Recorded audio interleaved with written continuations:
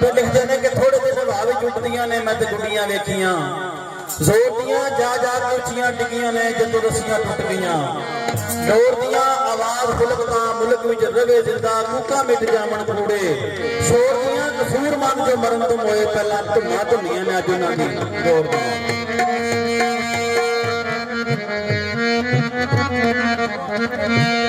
ਤੇ ਐਵੇਂ ਬੋਲੀਏ ਵਲੜੇ ਨਾ ਬੋਲਿਆ ਕਰੇ ਹੁੰਦੇ ਹਸਨ ਨਰਾਜ਼ ਬੜ ਬੋਲੀਆਂ